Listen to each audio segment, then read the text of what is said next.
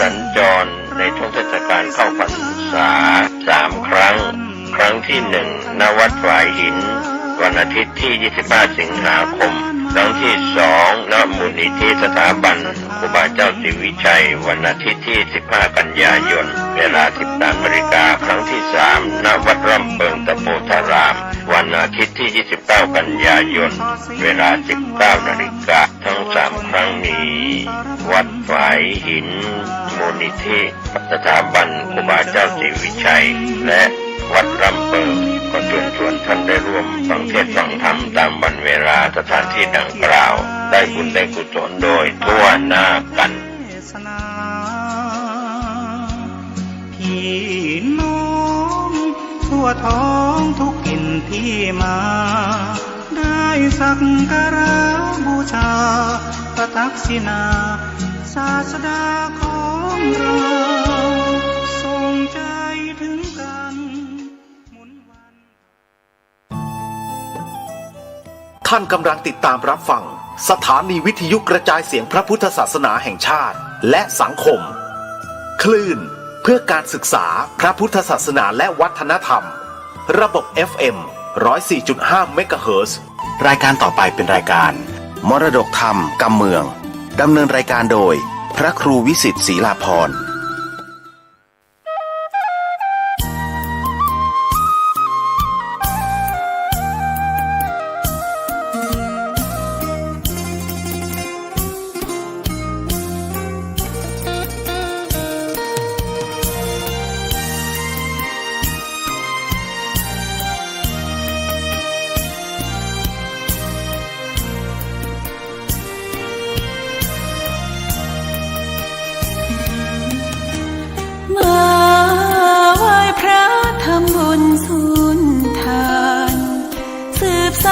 ตำนาน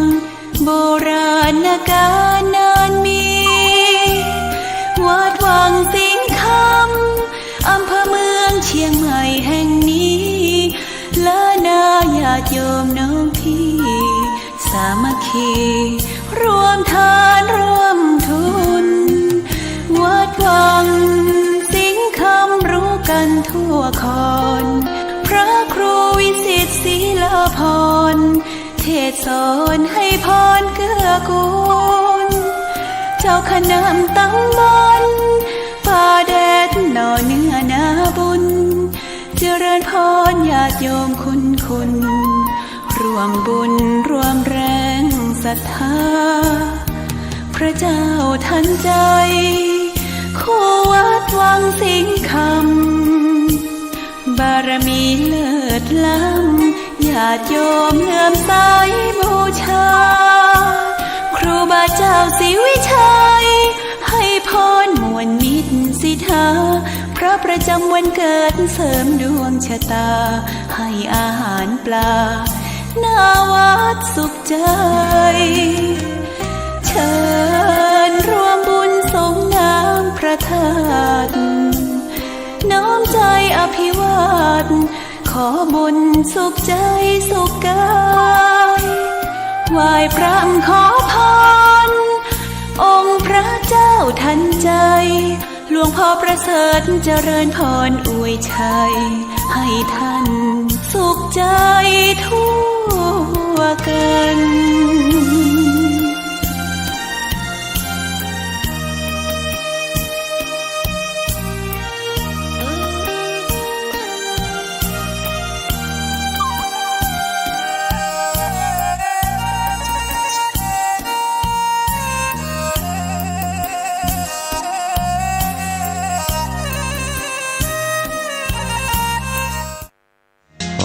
ยกมือ10 นิ้ว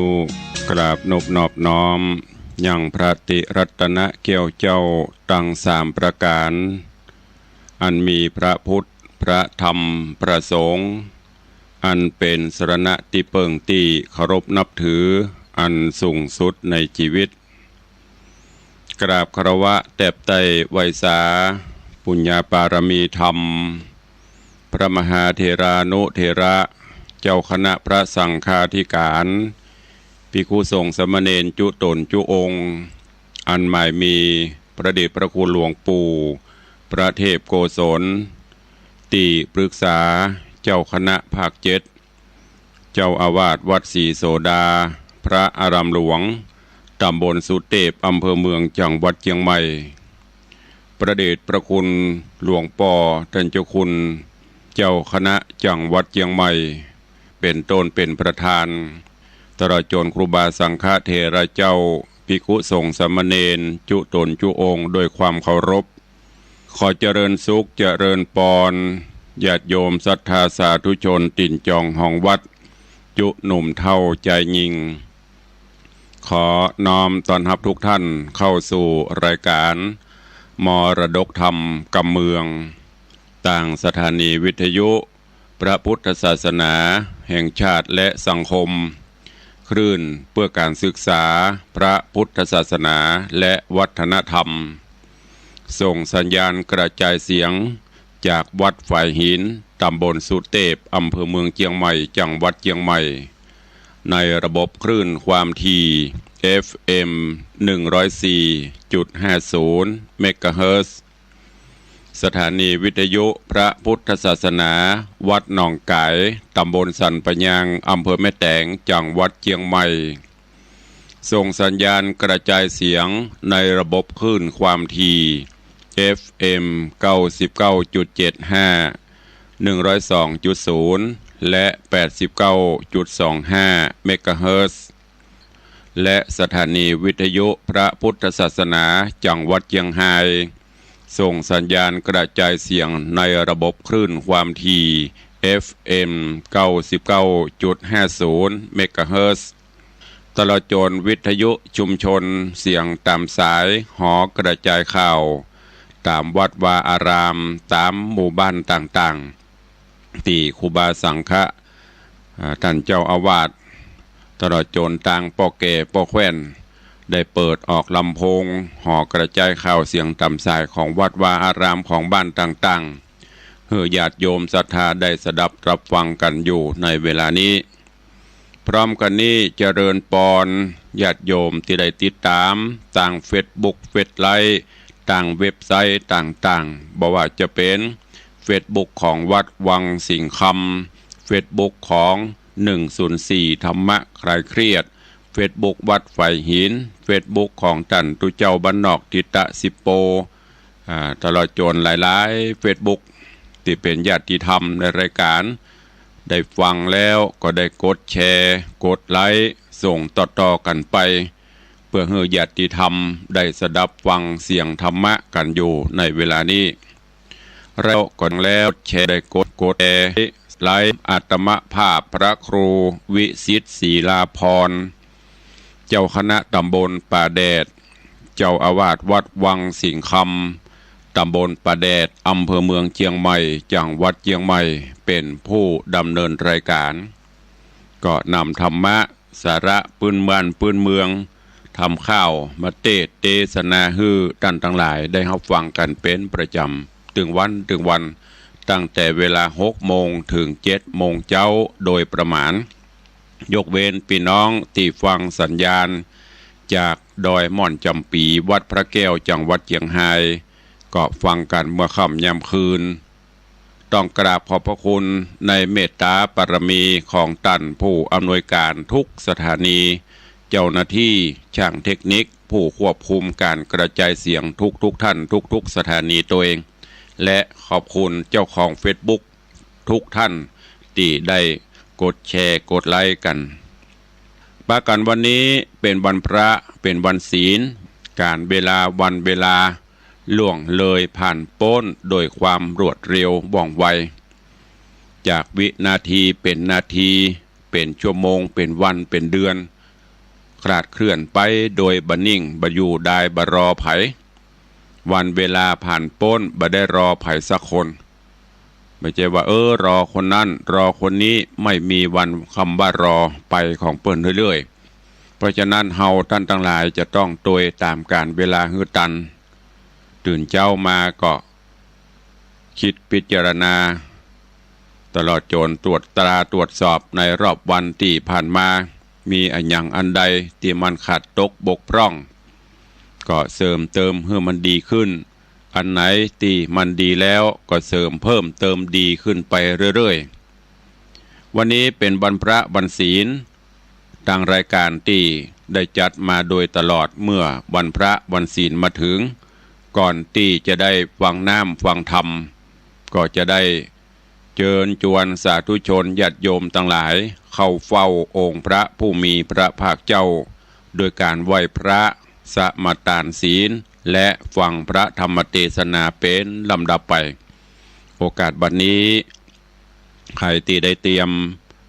ขันหรือว่าพานดอกไม้ธูปเทียนไว้ก็จัดเตรียมเพื่อเรียบร้อยแล้วก็ดังที่ได้บอกมาโดยตลอดว่าวันพระวันศีล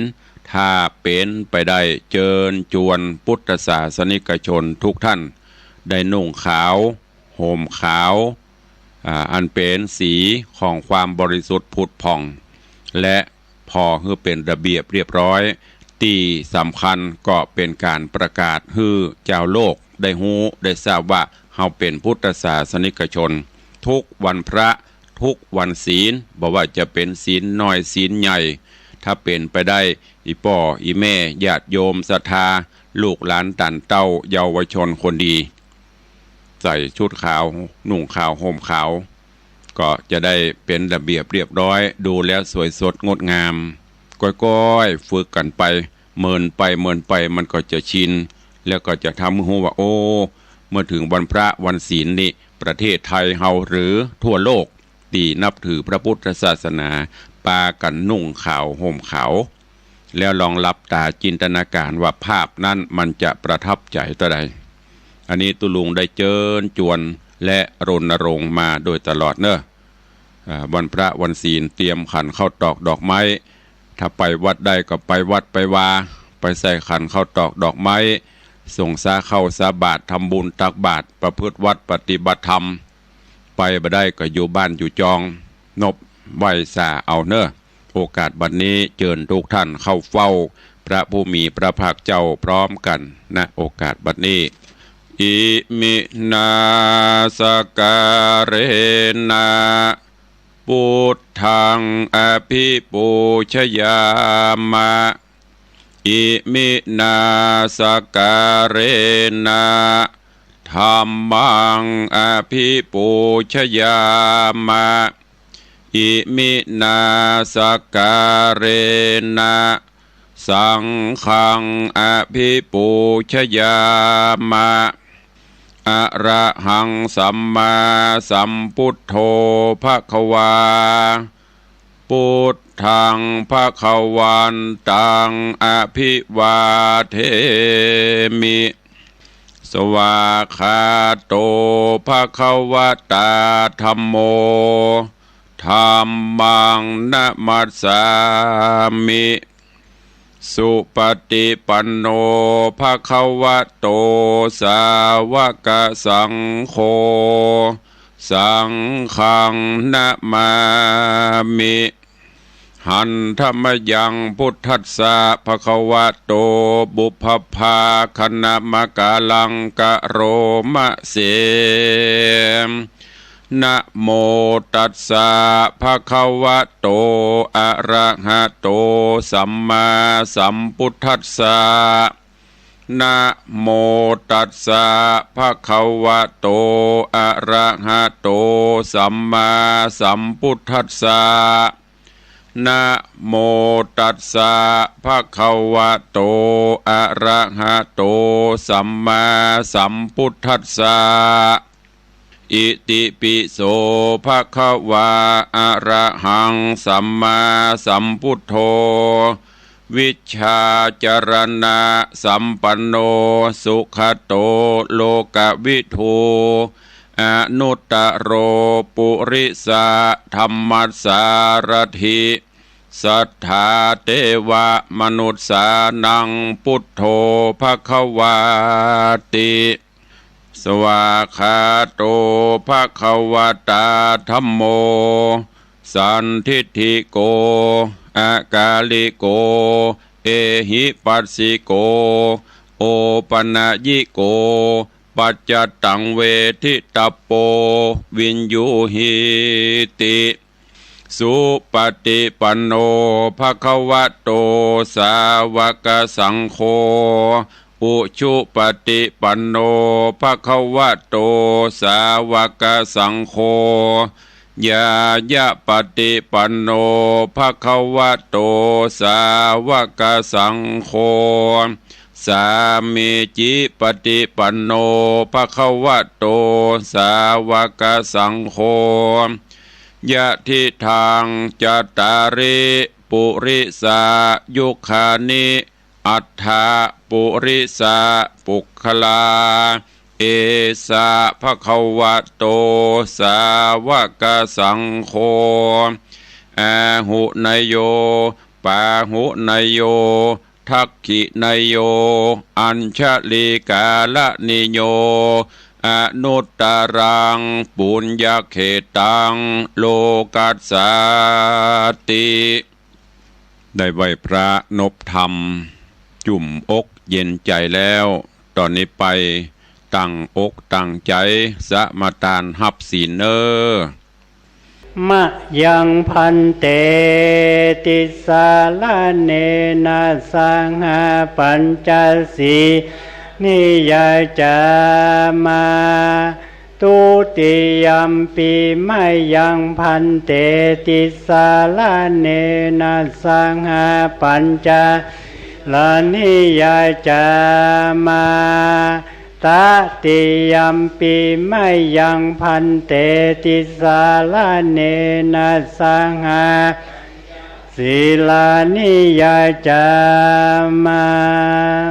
นะโมตัสสะภะคะวะโตอะระหะโตสัมมาสัมพุทธัสสะนะโมตัสสะภะคะวะโตอะระหะโตสัมมาสัมพุทธัสสะนะโมตัสสะภะคะวะโตอะระหะโตสัมมาสัมพุทธัสสะนะโมตัสสะภะคะวะโตอะระหะโตสัมมาสัมพุทธัสสะนะโมตัสสะภะคะวะโตอะระหะโตสัมมาสัมพุทธัสสะนะโมตัสสะภะคะวะโตอะระหะโตสัมมาสัมพุทธัสสะพุทธังสรณังคัจฉามิพุทธังสรณังคัจฉามิ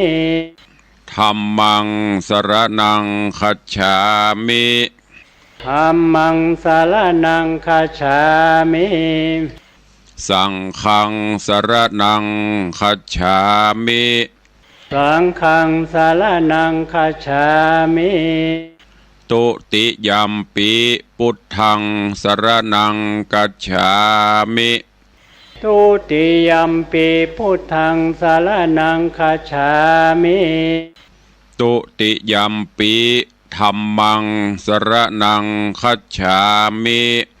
ตุติยัมปิธัมมังสรณังคัจฉามิตุติยัมปิสังฆังสรณังคัจฉามิตุติยัมปิสังฆังสรณังคัจฉามิตติยัมปิพุทธังสรณังคัจฉามิตติยัมปิพุทธังสรณังคัจฉามิตติยัมปิธัมมังสรณังคัจฉามิตติยัมปิธัมมังสรณังคัจฉามิตติยัมปิสังฆังสรณังคัจฉามิตติยัมปิสังฆังสรณังคัจฉามิปานาติปาตาเวรมณีสิกขาปตังสมาติญามิปานาติปาตาเวรมณีสิกขาปตังสมาธิยามิอตินนาตานาเวรมณีสิกขาปตังสมาติยามิ อาตินนาตานาเวลามณีสิกขาปะทังสมาธิยามิกาเมสุมิจฉาจาราเวระมณีสิกขาปะทังสมาธิยามิกาเมสุมิจฉาจาราเวระมณีสิกขาปะทังสมาธิยามิมุสาวาตาเวระมณีสิกขาปะทังสมาธิยามิมุสาวาตาเวรมณีสิกขาปะทังสมาธิยามิสุราเมรยะมัชฌปมาทัฏฐานาเวรมณีสิกขาปะทังสมาธิยามิสุราเมรยะมัชฌปมาทัฏฐานาเวรมณีสิกขาปะทังสมาธิยามิอิมานิปัญจสิกขาปทานิสีเลนะสุขติงยันติสีเลนะโภคสัมปทาสีเลนะนิพุติงยันติตัสมาสีลังวิโสทะเยพมาจโลกาธิปติสหัมปติกัตนันสลีงันทิวลังอัญญาจทาสันติทาสตปะราชกชาติกาเทเสตุธัมมังอนุกัมปิมังปะชังได้ไหวพระได้สมาทานศีลเป็นที่เรียบร้อยลำดับต่อไปเชิญญาติโยมทั้งหลายได้ติดตามรับฟังธรรมเทศนาปื้นเมืองเหนือว่าจะเป็นจะได้ก็เชิญทุกท่านตั้งอกตั้งใจฟังณโอกาสบัดนี้นะโมตัสสะภะคะวะโตอะระหะโตสัมมาสัมพุทธัสสะสุดสุสังลาภัตเตปัญญังอัปปะมัตโตวิจักขันโนติสัทธโบดุราสัพพุริสะทั้งหลายกลางยิ่งใจใหญ่หน่อยผู้ใฝ่ห้อยเจยบานจริงหือตานเข้านามบัตถุพรำปัจจัยศีลดวงใส58ได้โกดแขวดหักษาปากันมามวนหมู่พร้อมนาอยู่ฟังธรรมจุงดาจำฟังที่เอาเป็นที่สอนใจจักใครกล่าวจี้หือแจ้งที่ตามมี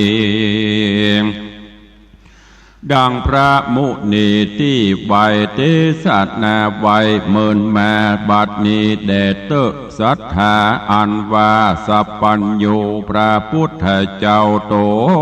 นเป็นเก้าศาสนานำสัตตามวลหมู่หือพ้นจากมารภัยเทศนาไข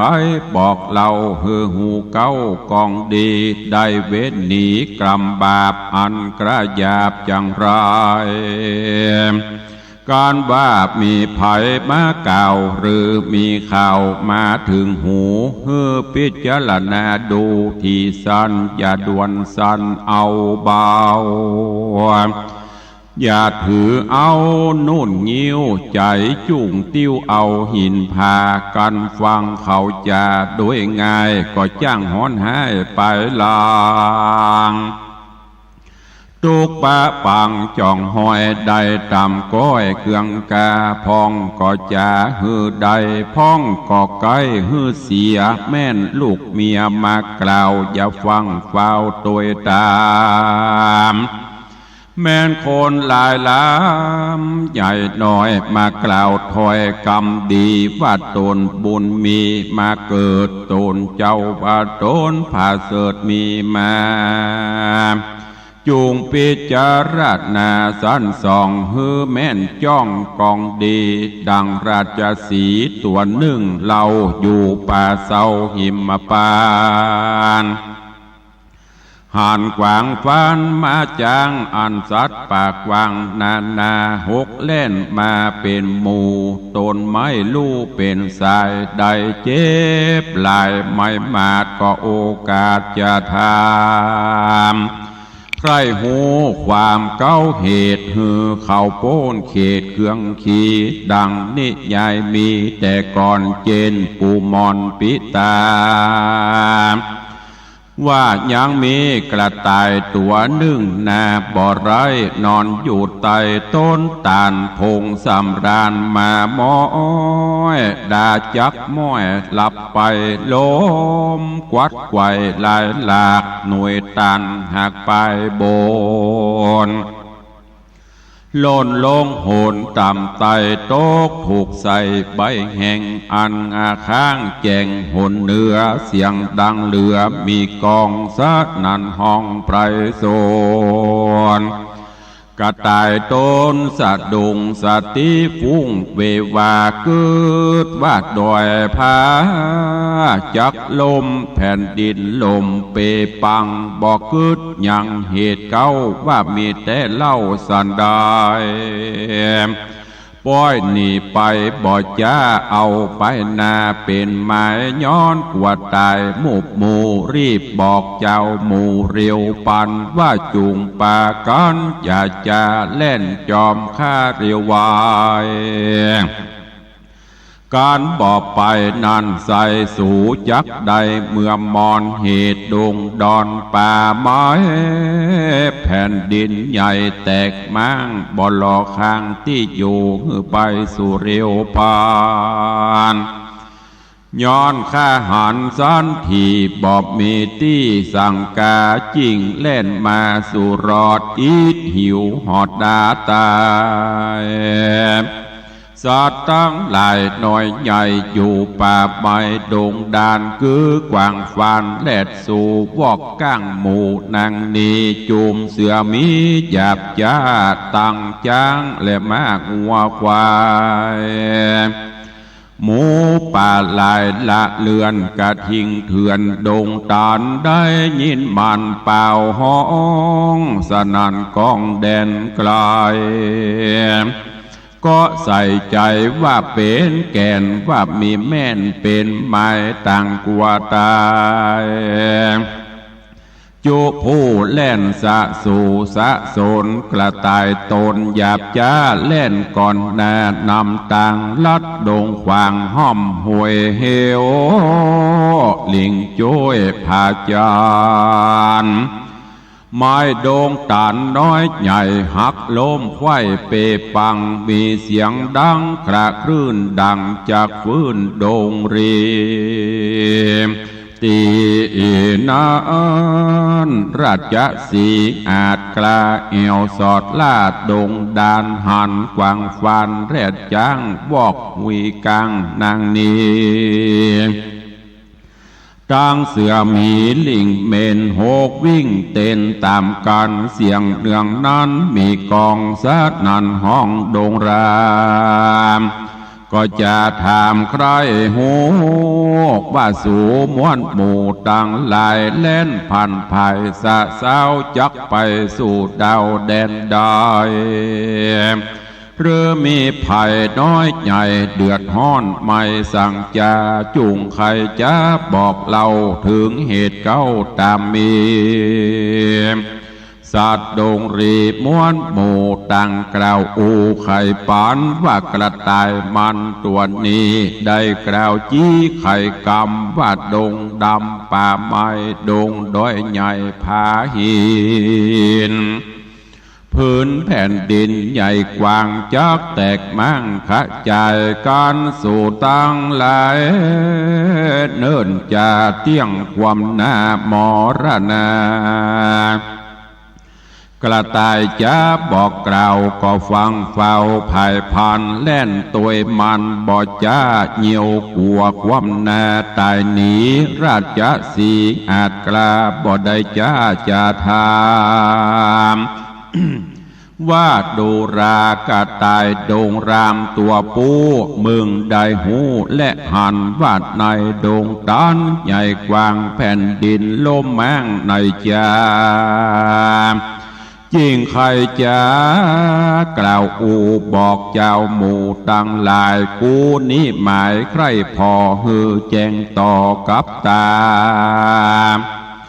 จุงไกลกลาปอกเต้าไปที่เก่าบัดเดียวกระต่ายดงเขียวหยาบจาก็กล่าวว่ากำไปคาดแด่เจ้าดงไพรตัวอาจคาบ่มรณาถเป็นพีย้อนเฝ้าหนีกลาพรากยิงโป้นจากต่างตายข้าบ่หมายคืนสู่ยังที่อยู่เดิมตีราชสีเถื่อนท่องก็ส่งเสียงห้องเร็วปันคมขนาบมันบอดจ้าว่ากูจักฆ่ามึงตายมึงอย่าหมายเล่นลีไปอยู่ที่แดนใดกระต่ายดงไพรนั่นใส่กันราชสีใหญ่คมขนาบสันทะทาบยินกลัวก็ก้มหัวหมอบอยู่บ่จังกล่าวอูไข่กำแล้วเฝ้านำไปนาป่าเจ้าป่าราชสีตั้งสัตว์ดงรี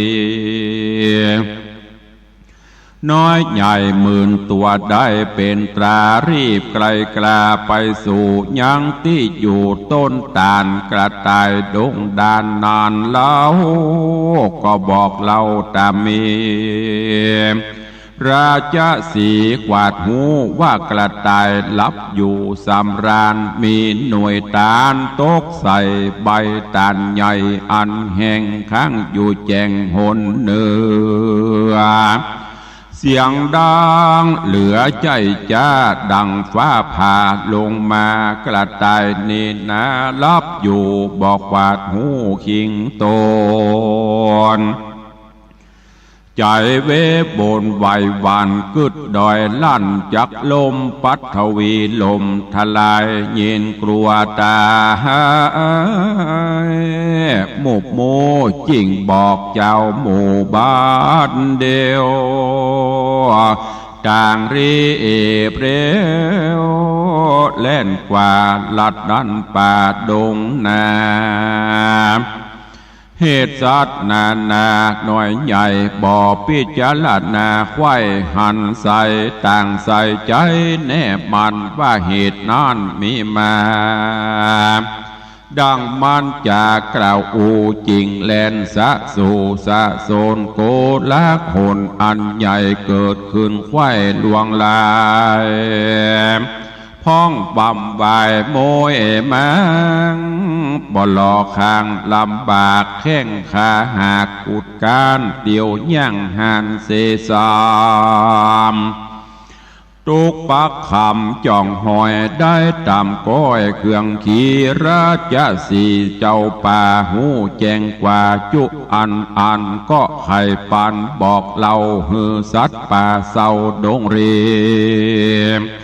ได้รีบหนีขึ้นสู่ในที่อยู่ภัยมันก็มิหันและนามูลลาสถามวนหมู่อันพร้อมอยู่ฟังธรรมได้จำติดต่อบอกขาดคอบทใดกรรมจากใครสอนกล่าวว่ากันมีข่าวมารอดหูฮือขนิงดูสานที่ฮือแมนที่กองทำได้ยินกรรมกล่าวอูแม่นลิงลูดตัวลมการบ่สมมักไฟป่าเอาไม่เครื่องชีล่างเตื้อมีคนบาปใจกระหยาบปลาเอาคำขามาล่อคือแหวนเกี่ยวก็เจียงคานซ้อยสังวานกล้ามากที่เตะหากของเก๋มีเหลี่ยมเล่บอดไรสั่งเก็บไว้บ่อสั่งเก็บได้บ่จะตัดสองนาเรารา มีมาจาหลายแหล่สั่งกล่าวแก่กรรมดีว่าคำขามีก้าใหญ่เฮานี้ใส่ตังสองเก็บได้ของกามากสองเฮาหากเสมอกันกวนจักป่านบิดแบ่งหือถูกแห่งกองธรรมขอเอาคำนี้เล่าไว้กับเจ้าสันเดียวข้าจักเรียวคืนสู่ยังที่อยู่เกหามย้อนบูตาอย่างน้อยพงอ่อนอ้อยเยาว์วัยหรือแสงจากไข่นันนี้อย่ากล่าวจีจะจากกล่าวจีนานา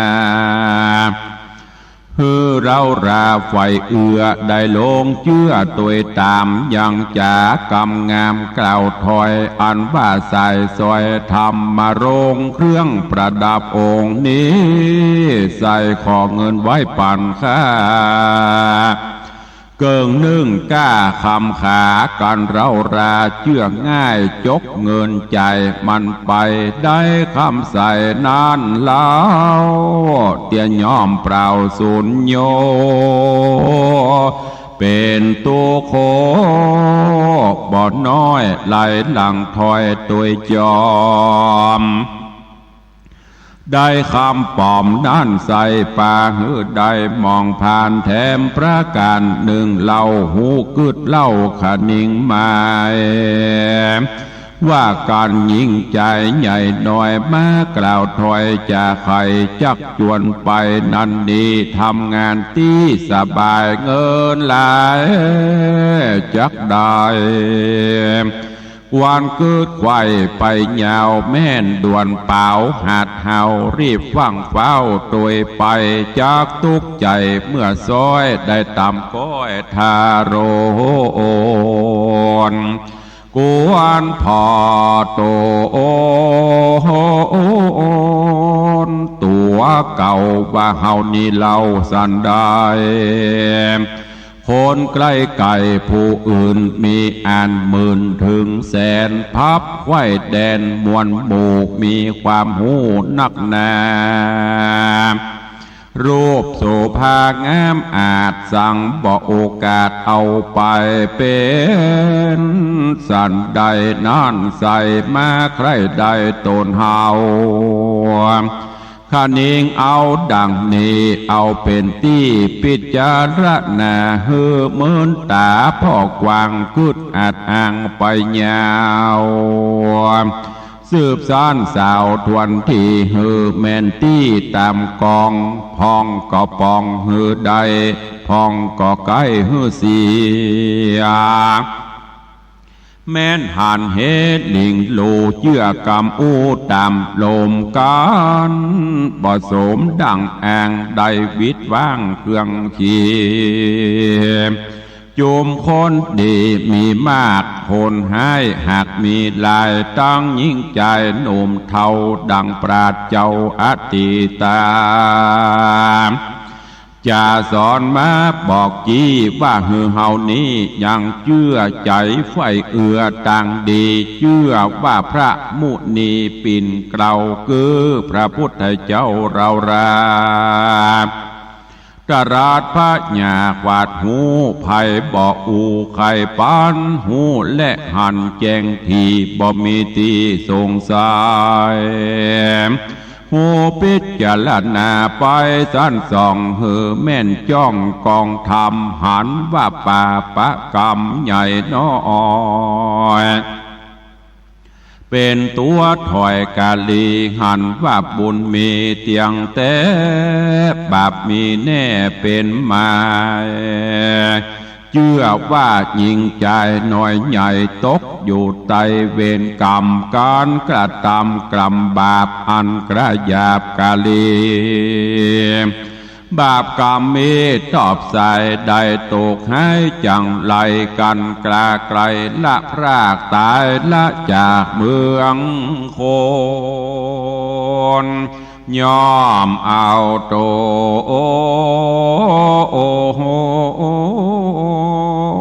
ตกทอดลงสู่รอดอเวจี การกระทำดีนั่นใส่สร้างบุญไว้บอกขาดบ่ประมาทลาสาบุญจักป่าส่งอยู่เฮือได้อยู่เจยบานย่อสุขสำราญข้ามเจ้าบ่โศกเศร้าเครื่องขี่ก้อนตายหนีกลาพรากดับจิตจากเมืองโคนย่อมเอาตนไปเกิดจานฟ้าเลิศเมืองสะบันบ่อยาเจรณามูลลาดศรัทธามวลหมู่ตีพร้อมน่าอยู่ฟังธรรมฟังแล้วจำจดชื่ออย่าได้เหือหายนี้ดังบาลีแต่ไทยอันตังไว้ว่าสุดสู่สังละพเตปัญญังอัปปมัตตังวิจักขโนดังนี้ใครกล่าวจี้เป็นไตว่าปุกละพูดใดก็แล้วใจผ่องแผ้วยินดีฟังเมธีปราชญ์เจ้าอันบอกเล่าไขกามโดยใจคบยำบอกขาดบ่ประมาทลาสาหูพิจารณาสันทีฮือแมนที่กองดีพญามีผาเสดเตียนย่อมเกิดมีมาได้น้ำป่าปนจากต่างทุกยากมันพาย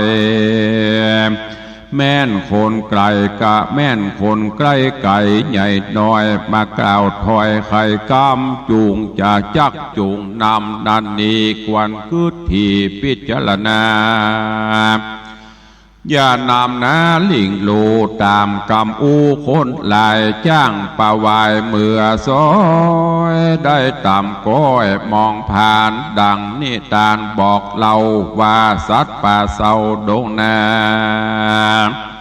ฟังกระต่ายจ่าเอิ้นเป่าก็ฟังเฝ้าตัวไปบอกกะนิ่งในกึดสอดพ้องมวยมอดมรณาพ้องแข้งขาหักลากได้ลำบากเครื่องคิดดังราชสีตัวอาจหูกึดขวาดหันใสเฮือสัตว์ดงไพรใหญ่น้อยกล้ากลาดกร้อยต่างวายคือโป้นต่างตายจุภูเฮือได้อยู่สวัสดีนั่นแหละนะเนติตังขีญาสังวันนาวิเศษจะห้องเหตุธรรมเทศคำสอนเรื่องอย่าถือนุ่นงิ้วฮือติ้วหินผาก็บังโกมสมฤเอสเดชก็ได้รับฟังกันจบลงไปแถมตอนหนึ่งแถมเรื่องหนึ่งในเรื่องของพระธรรมเทศนาที่เจ้าวันนี้ก็ได้นำมาฝากฝังเป็นธรรมะปรรณาการคือกับพอออกไม่ออกศรัทธาในเรื่องของการอยู่ในโลกเหล่านี้ขอคือเป็นผู้ที่มีความหนักแน่นจะไปเป็นคนหูเบาจะไปเป็นคนเจือง่ายลำไปอย่างได้ทำเพิ่นว่าจะไปถือนุ่นงิ้วคือติ้วหินผาก็คือเวลาได้รับข่าวสารได้รับกรรมอย่างต่างๆนานามาก็ขอฮือใจความคิดพิจารณาจะไปฮือเข้าทางหูถูออกทางปากโวยลำไปฮือคิดฮือพิจารณาแยกแยะแล้วก็ตรวจสอบพิสูจน์ก่อนในความแน่นอนความเป็นจริงแล้วก็ค่อยเชื่อยิ่งปัจจุบันนี้ญาติโยมทั้งหลายสื่อต่างๆที่มันล่อหูล่อตาล่อกิเลสตัณหาก็นักอย่างที่ตกเป็นข่าวเปิ่นเอาคำเอาอย่างมาตกส่องหน้าส่องตาแล้วก็อูจาทะลิปลอบโลนต่างๆบางท่านบางคนก็เกิดกิเลสตัณหาเปิ่นถามเอาคำปลอมคำอย่างบุแลก โอ้ถอดเอาของจริงในตนในตัวไปฮือเปิ้นก็เพราะสาเหตุหนึ่งก็คือโลภะคือความโลภข้าใดนักกว่าของตัวเก่าสุดท้ายก็มาเศร้าซ้อยเหงาหงอยเป็นเรื่องเป็นราวไปก็เพราะอันเนี้ยถือเอางิ้วบะติ้วเอาบะหินบะพาก็คือบ่มีความหนักแน่นบางท่านบางคนก็ประสบเรื่องราวต่างๆและที่สำคัญข่าวลือข่าวสารอันต่างๆที่ระบาดกันนักในปัจจุบันนี้ยิ่งในยุคของการสื่อสารไร้พรมแดนอย่างที่ตุลุงได้บอกอย่างที่ครูบาอาจารย์เปิ้นได้ชี้แนะทราบข่าวอย่างมาหน่อยยิ่งในสมัยโทรศัพท์นี่บ่อ่านบ่นักแน่นบ่วิเคราะห์บ่พิจารณากลัวเปื้อนบ่หูกลัวคนอื่นบ่หันบ่หูตันกดส่งกดอย่างกันไป จำเตืออย่างข่าวพอเมินเปิ้นพอปีไหนมีเบาเปิ้นเอามาล่อหน่อยก็กดแชร์กดส่งกดไล่กันไปมันเว้ยบะเดียวจะกดจะเอาแม่มือหัวแม่มือจิ้มลงไปต้องคิดก่อนเนอะดีบดีก็จะเป็นโทษกับตัวกับตนแถมไปโดนข้อหาหมิ่นประมาทดูแควนเปิ้นไปโดนข้อหากฎหมายคอมพิวเตอร์อย่างมูนี่ซึ่งบางท่านก็หูเท่าบ่ถึงการบางท่านก็หูแต่ก็ทำเนี่ยก็เพราะเชื่อง่ายเหมือนอย่างกระต่ายตื่นตูมตะเกีย ในธรรมนะโอ้กิ่งบะเป้าตกสว่าว มันรับอยู่เนาะบะกองตกสว่าวตกส่วมบ่พอแล้วว่ามันเป็นไอ้หยังอะไอ้หยังตกไผนี่หยังที่ไหนตรวจสอบดีๆก่อนก็บอกเนี่ยประหลาดประเด็ดลุกล่นไปปะเปิ้นหมู่หลัดจะหมู่ไอ้หยังสัตว์ป่ากวางละมั่งฟันอย่างต่างๆนกหนูต่างๆก็บอกโอ้สู่เขาเข้าใจเนอะปุ้นแผ่นดินลมแผ่นดินสไลด์ปวดไหลหลังบลมนี่เนอะหนีบันนี้ตายเนอะอันหมู่นั้นก็ปดโทษตัวลมแต่หูแต่บหูจนมีราชสีห์มาสั่งฮือมึงโล่นอย่างมันนี้กระต่ายก็บอกฮือโอ้ปุ้นท่านเจ้าป่าเจ้าเขาประเด็นนี้นะแผ่นดินมันถล่มพวกดินหยุดดินปังไม่ใช่เหมือนเมืองน่านไม่ใช่เหมือนตั้งเชียงรายเนอะอันนี้มันถล่มทลายปุ้นอ่ะขันหนีตายมันนี่บอกเขาก็ล่นมันเนี้ยราชสีห์แต่กาโอ้แต่กาท่านเจ้าอันปลากูไปพอปดตกกระตายกระตุกลัวตายสันยงโอ้มันไปบ่ได้นะเดี๋ยวจะตายนะไปมันจะไปกับบ่ไปพอคือมันหูมันหันแน่แจ้งแหก่อนโจนไปถึงที่แต่สุดท้ายเป็นว่าการบะเป้าการต่านตกลงมาบ่ได้อันเนี้ยญาติโยมทั้งหลายก่อนที่เราจะว่าอย่างฮื้อไผได้ยินกรรมอย่างมาก็จ้างบ่ต้องไปโซนเรื่องของเปิ้นโซนตัวเก่าเฮานี่อัตตาตัวตนของเฮานี่เป็นจะได้ทำดีละกาสร้างความดีไว้นักก่อบางเตื้อความดีของเฮามีสักนิ้วเปิ้นสร้างความดีจัดนักความชั่วอาจจะมีสักน้อยความบดีมีสักน้อยก็เอานั่นน่ะมาตลบมันเล่าว่าเฮาเปิ้นอันเนี้ยมันเป็นสุดท้ายมาความเสียหายมันเกิดคนที่ฟังก็ฟังแล้วก็เอาไปใส่นมเห็นหน่อยใส่ไข่เห็นหน่อยใส่ซอสใส่น้ำปลาเข้าไปแหมปรุงแต่งจากเรื่องน้อยเป็นเรื่องใหญ่สังคมเฮาเลยอยู่ยากปัจจุบันนี้ไอ้ที่ดีๆเปเลอะบ่พอแม้แต่ข่าวสารก็เหมือนกันญาติโยมทั้งหลายลองพอเตอะข่าวดีๆกิจกรรมดีๆที่ผู้อื่นเปิ้นทำบ่มีอย่างที่เขาว่าน่ะข่าวหายลงฟรีข่าวดีเสี่ยงสตางค์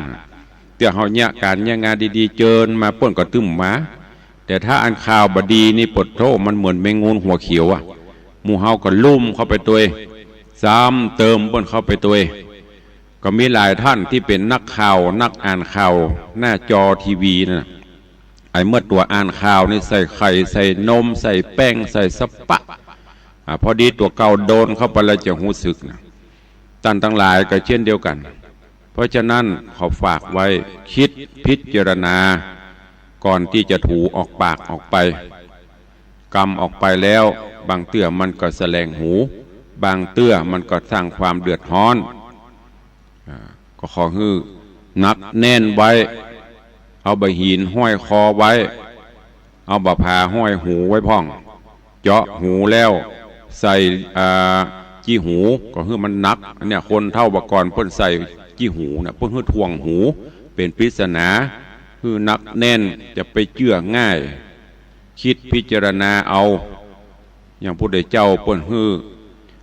หลักพิจารณาตามหลักกลามสูตรนะจะเชื่ออย่างก็ตามจะไปหันว่าคนคนนี้เป็นครูบาอาจารย์ของเฮาเราเนี่ยเป็นต้นจะไปหันว่าคนคนนี้เป็นที่เคารพนับถือต้องหูต้องพิสูจน์โดยตัวเองแม้แต่หลักธรรมคำสอนของพระพุทธเจ้าตุเจ้าเอามาเทศน์ครูบาอาจารย์เอามาอู้เฮาก็ต้องคิดพิจารณาแยกแยะก่อนว่าแต่บัดแต่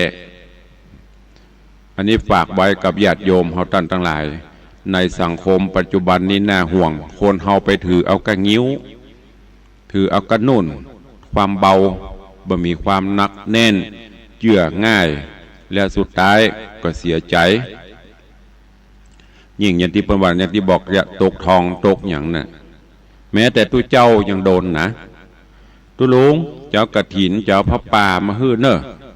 โอ้มันแต่งตัวมันน่าเอาหรอก ภูมิฐานอย่านั่งรถเบนซ์รถเก่งมาหรอกแต่งตัวใส่สูทติ้วกระเป๋าให้ปะโต้อูดี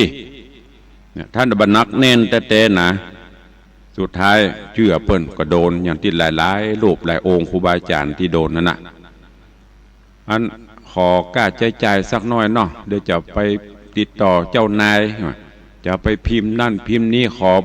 5 ปันนี่เถอะอ๋อมาถ้านักอ่ะมาถ้าเป็นแสนนะขอ5 ปันถ้าวัดไหนคือ10 วัดก็50,000ละถ้าได้แต่ก็ดีแต่สุดท้ายมันกินกันง่ายๆแล้วก็ทำนำปลาฮื้อวัดอื่นเดือดร้อนทำฮื้อผู้อื่นเดือดร้อนผลสุดท้ายมันตามมาเดือดร้อนกันหมดคนก็เลยไม่ค่อยไว้ใจกันไปละอันนี้ขอฝากไว้เนอกับอีพ่ออีแม่กับลูกหลานเยาวชนคนดีที่ฟังรายการอยู่จะไปเชื่ออย่างล้ำไปง่ายเกินไปคิดพิจารณาให้ดีๆยิ่งเฉพาะให้มาเนื่องอย่างที่เพิ่นบอกตะเกียประกอบนี่มันมีประเดี๋ยวนี้ก็มีแต่มันเปลี่ยนรูปแบบไปได้จุไปหลอกลวงไปขายตัวขายหยังสุดท้ายมาน้ำตาเจ็ดหัวเขาแม้กระทั่งยังลูกหลานคนดีเยาวชนคนดีทั้งหลายหนุ่มสาวทั้งหลายนะยิ่งเล่นเฟซเล่นไลน์เล่นอย่างน่ะโทรศัพท์ปัจจุบันเนี่ยเพิ่นเอาหูไผ่บะหุมาใส่หน้าตาดีหน่อยหล่อหน่อยเอาแล้วอีล่าบะกินข้าวบะกินน้ำเป็นคำกึดเป็นครั้งเป็นใครนัดปบนัดปะกันไปสุดท้ายก็เสียตัวโอ้กับมันเป็นกู้เป็นกิมกับอีล่าบล่าเหยบ่ต้องเดือดร้อนของล่างได้อยู่ปลายไม้มันถึงตกลงมาอันนี้โอ้ไปอยู่ไหนบ่ฮู้พ่อแม่บ่ฮื้อไปโดนกำเป้ากำสุยเนี่ยหูเบาเชื่อง่ายนัดปบนัดปะกันตีหันตีนี่พ่อแม่บ่ฮู้หนีไปสุดท้ายไปไอ้อย่างเกิดขึ้นน่ะแล้วเวลามันมีอย่างเกิดขึ้นภัยเจ็บกับเฮาภัยเสียหน้าเสียตากับเฮาตัวเก่าเฮานั่นแหละโดนสังคมเพิ่นก็จะตราหน้าหัวเพราะฉะนั้นเมื่อได้ฟังแล้วลูกหลานหนุ่มสาวคิดพิจารณาให้ดีเนอะบอกว่าจะตั้งอันยังก็ตามจะเลือกกู้เลือกนายก็จังขอให้เอาตัวอย่างพ่อแม่เฮานั่นนะครูบาอาจารย์เป็นตัวอย่างที่ดีและที่สำคัญเอาน้ำธรรมคำสอนข่าวสารที่เราฟังคิดพิจารณาแยกแยะเอาจะไปฟังแบบผ่านๆจะไปเข้าหูซ้ายทะลุหูขวาฟังน้ำฟังธรรมก็เหมือนกันเก็บแกะก้อนไกเอาอันไหนที่มันเป็นประโยชน์จะนะเป็นประโยชน์ก็เอาไปใจสังคมเราปัจจุบันเนี่ยยิ่งต้องการธรรมะยิ่งต้องการสิ่งที่ความจริงต้องเอาไปประพฤติปฏิบัติ จะไปปล่อยให้กิเลสความโลภความโกรธความหลงไอ้ความโลภนั่นก็คืออย่างที่ว่านะอยู่บ้านดีๆใส่ทองบานไผที่ไหนบุหุเอาคำปลอมมาล่อหน่อยตาลูกเป็นโพรงตาลูกเป็นไฟความโลภเกิดขึ้นใครได้นักถอดของตัวเก่าแลกของเปิ้นสุดท้ายมาไปขายไปของปลอมเอาเป็นที่มีเครื่องมือวัดหรอกแต่หูปลอมหูอันที่มันเกิดขึ้นมันคือความโลภเท่านั้นน่ะถ้าบัโลภมันก็บ่เสียของโอ้ยินดีของฮามีนี่สลึงเดี๋ยวจะมันเตอะดีกว่า20 บาทสู่ก่อนถ้าแน่จริงปุ่นปลากันไปร้านทองพูเลยคือปนจังตกลงตามนั้นอันตามบ้านนี่มันมีสักเปอร์เซ็นต์เนอะจะไปเอาหูเบาจะไปเกิดความโลภนำไปเรื่องความหลงความใคร่อย่างต่างๆก็เหมือนกันก็ขอฮึบฝากไว้ตัววันนี้ได้นำทำก้อมเรื่องจะไปถือนุ่นงิ้วฮึดดิ้วหินผาก็คือจะไปหูเบาฮึดนักแน่นคือมีความคิดพิจารณาเอาหลักธรรมไปใจก็จะนำปลาฮื้อรอดพ้นจากภัยอันตรายต่างๆเน้อฝากกับญาติโยมต่างหลายตัวเองวันนี้เวลาหมดเวลาแล้วขอนำรายการจากไปก่อนเนาะค่อยพบปะกันในวันต่อไปก็ขอความสุขสวัสดีจงบังเกิดมีกับทุกท่านเน้ออยู่ดีมีสุขเหมือนกันจุตนจุองค์จุผู้จุโขเนอจัตตารโอธรรมาวัตันติอายุวันโนสุขังพลัง